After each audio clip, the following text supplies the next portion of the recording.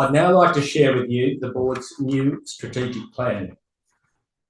In developing the plan, we drew on the inspiration, the vision and the entrepreneurship shown by Brigadier Playfair and our founders over 95 years ago.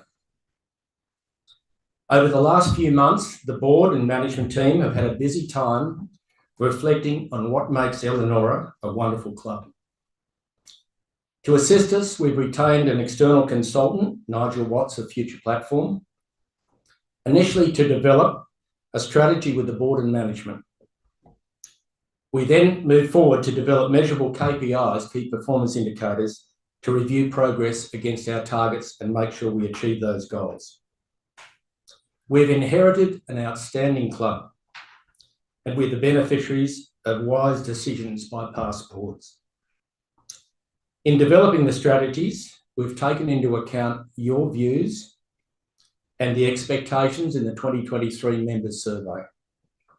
The detailed strategic plan is created so that we and the next generation of members can enjoy this wonderful club and the community it creates. This slide shows some of the principles that help guide our decisions. We must leave the club as good or better than we inherited it.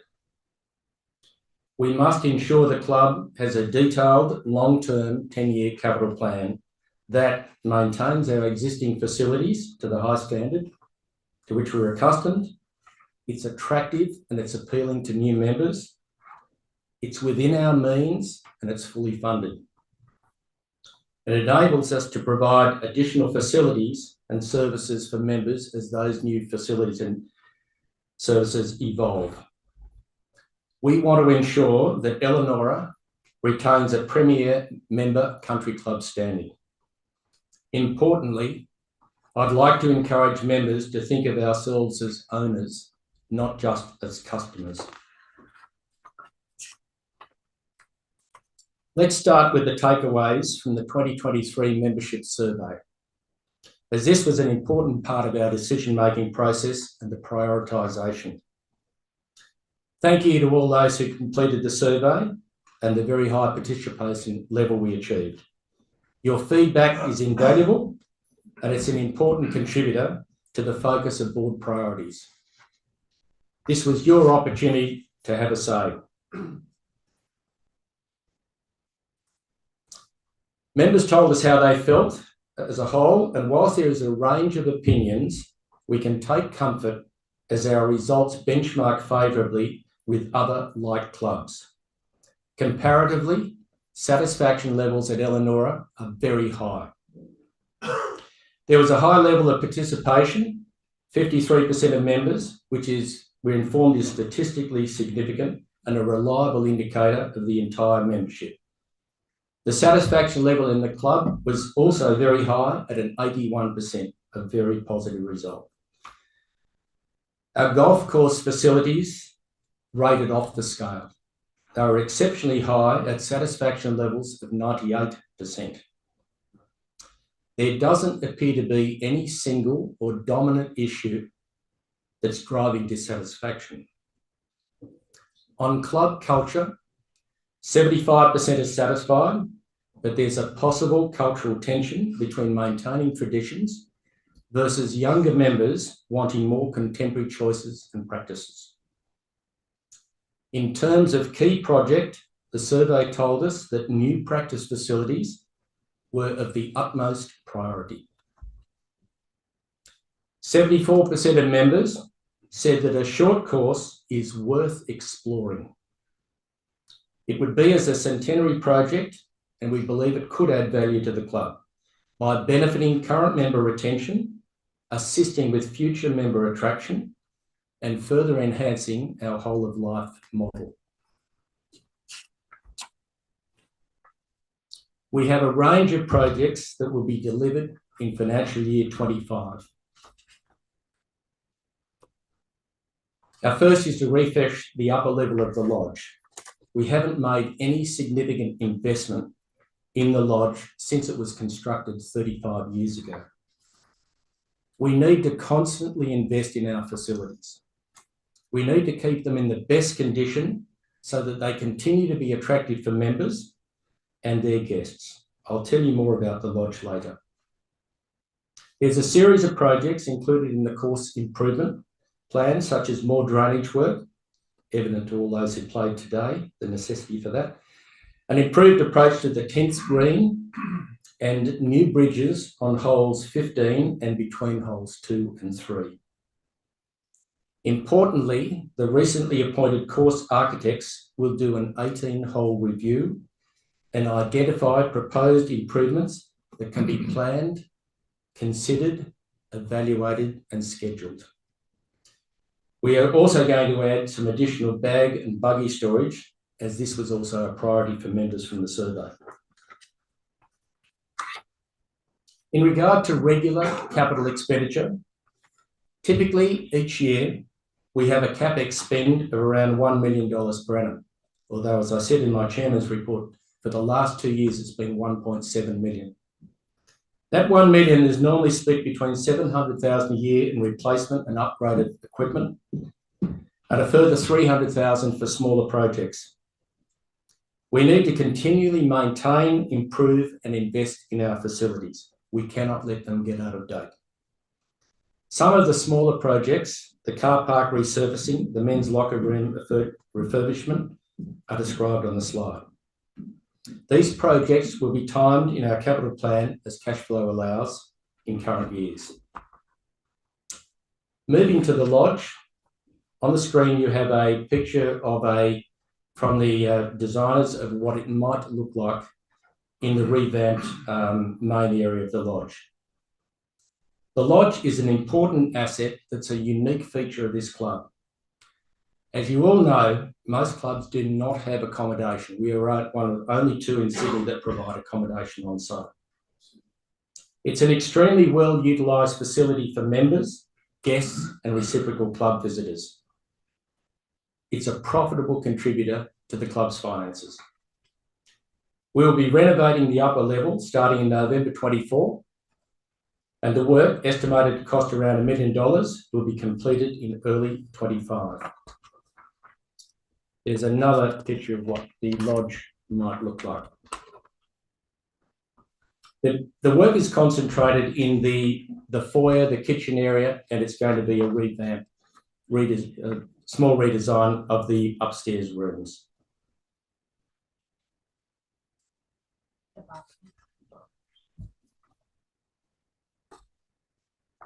The strategic plan specifically covers the period leading to our centenary in 2029. We've called the plan the Elanora 1530 strategy. The plan ensures that every element of the strategy is clear, deliverable, and measurable. The name given to the plan is 1530, and each number, 1, 5, 3, and 0, all have meaning. 1, we want to be the top quartile in member and employee satisfaction. We also want to be a leading member country club in Australia. 1 and 5 is a combination to deliver the required 15 million of proposed CapEx over the time period of the next 5 years. We need to get annual revenue to $15 million. On 5, we want to be among the top 5 golf courses in Sydney. We have 5 key capital projects, and we're targeting trading revenue in the club, in the Pro Shop, F&B, Events and Lodge, of $5 million. For the number 3, the strategy is intended to better align members, the board, and management. As you'll see later, we also need to reinvigorate the Elanora Foundation to assist in raising funds for the Centenary Short Course project to ensure its completion. But on 0, we want to achieve all this while having 0 environmental harm, 0 safety issues, no data breaches, and no financial risk to members or the club. Our 5 key projects are, they're purposefully listed in their priority. Number 1 is practice and teaching facilities. The second is a revamped bowling and croquet hub. The third is new maintenance facilities. The fourth is to refurbish the pavilion. And the fifth is a short course centenary project. I'll describe each of them in some detail. The highest priority for members from the survey was new practice facilities. I repeat, it is clearly our top priority. The newly appointed course architects, Cruz, Clayton and Associates, have undertaken a preliminary site planning exercise. From this, they have conceived some very embryonic and very initial concepts. This slide provides an indication of the location and the scale of the ideas being considered. Plans will be further developed to be reviewed by Match and Greens and then the board. And when we have a plan ready, developed and ready for sharing, it'll be circulated to members. Importantly, I think the facility should be covered. It can be suitable for all weather conditions, rain or teeming sun. It includes teaching studios and it will provide state-of-the-art tracking equipment. We want to add facilities that will be attractive to all members, but especially we want to attract younger members because they're the future of the club. Moving to the second project, the bowling and croquet hub concept. Part of the site planning was to explore the feasibility of locating 2 croquet lawns and the 2 bowling greens in the same general area. This improves the course maintenance efficiency, the servicing, and it also will be an improved member amenity. We are considering extra car parking, bowl storage, and a small shared pavilion for both sports to share. I emphasise that these are very embryonic and conceptual plans. The final plans may well be quite different, but we wanted to give you an indication of the thinking we have and the work we've done. Moving to the maintenance facilities, this slide shows the current maintenance facilities. They're too small, they're out of date, and they struggle to maintain regulatory compliance. We have to utilise shipping containers for storage as our current facilities are inadequate. What we propose to do is build a new, efficient, more compliant maintenance shed with the possibility of adding some simple accommodation to attract workers. For example, those that come from overseas affiliated clubs on a short-term exchange, but also out-of-town apprentices.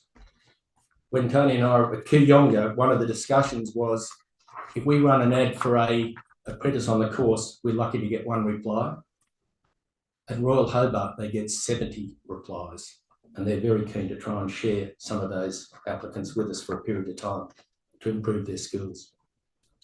Moving to the pavilion hub development, we'll develop a stage plan for the pavilion that will improve the already popular facilities for members, guests and families to gather and enjoy an experience at Elanora.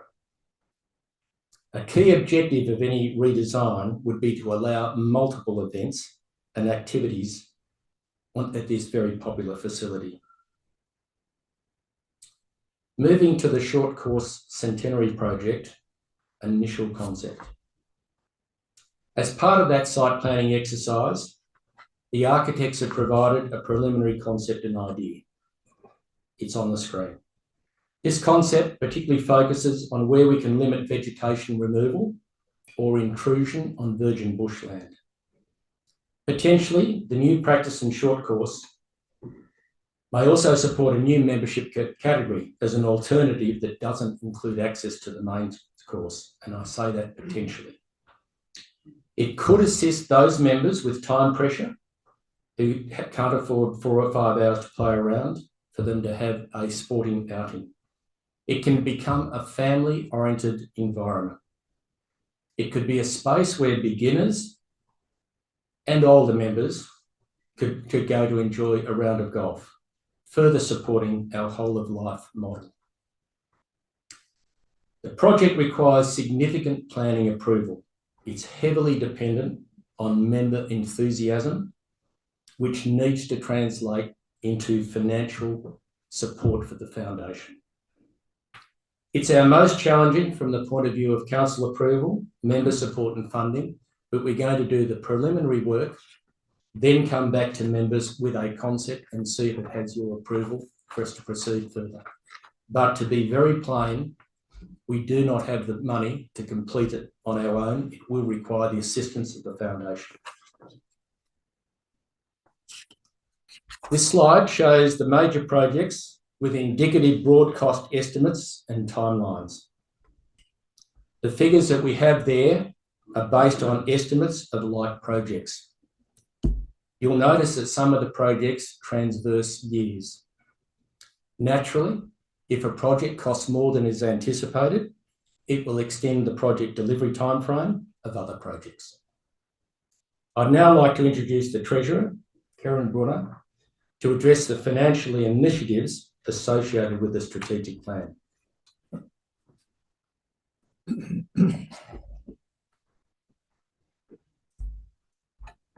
Thank you, Peter.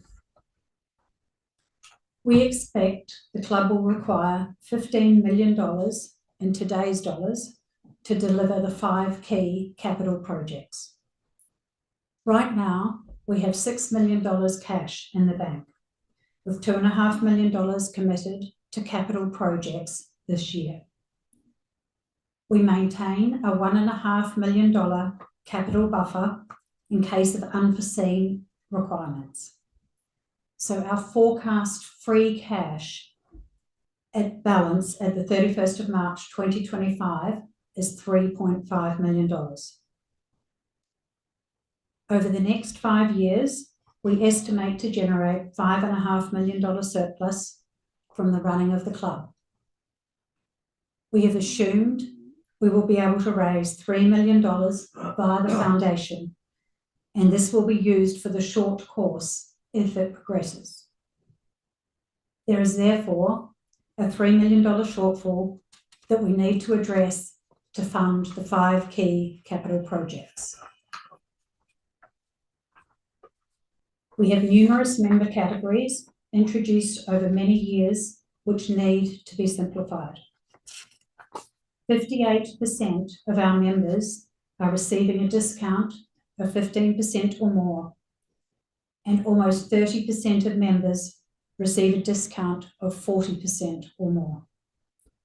Across our entire membership, the average subscription is $5,800. We have reviewed all subscription categories, the discounts, and included in this is associates and emeritus. We are committed to equality and to delivering key capital projects going forward. Using the outcomes of the equality vote at the AGM in 2022 and 2023 and the 2023 member survey, together with board deliberations, the board has decided to close the associate category to new entrants from the 1st of September 2024. To achieve subscription equality by reducing the discount on the associate category by 5% each year over the next 3 years, commencing the 1st of April 2025. For members transitioning into emeritus or into the next emeritus category, a 10% reduction in the emeritus discount will be effective from the 1st of April 2025. Existing emeritus members will not be worse off. A nominal increase in private events, member-sponsored events, and exploration of pro-am sponsorship will also contribute some of our required capital. Additional decisions are the removal of all compulsory competition fees effective the 1st of September 2024. Preservation of the 15% associate category discount for associates over 80 as of the 1st of April 2025. Should the reduced discount create financial hardship for any associate member, please approach the club to discuss this. Over the next 5 years, these changes are expected to have a $3 million positive impact on the club's financial position. More importantly, they deliver equality and greater subscription fairness. I want to repeat that existing emeritus members will not be worse off, and any associates experiencing financial hardship as a result of these changes should approach the club. I'll now pass back to Peter to wrap up.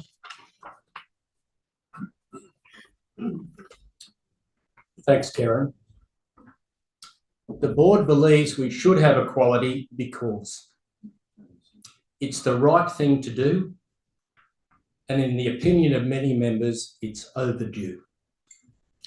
A clear majority of members at the last 2 AGMs voted in favour of equality, and the 2023 member survey confirmed this view. We are lagging behind the majority of our peer clubs in achieving this goal. Golf Australia and the Human Rights Commission are strongly encouraging all clubs to move towards gender equality. We believe we're legally exposed as we have a category of membership that offers a discount, but it's only open to one gender. Introducing financial equality is a major step forward in this process. So in wrapping up and looking forward, 1530 is a plan that is bold. It is aimed to benefit current and future members. It's designed to deliver a range of significant and essential projects to help future-proof the club. Every generation of members has an obligation to leave the club in a better shape than they found it. I'd now like to open up to questions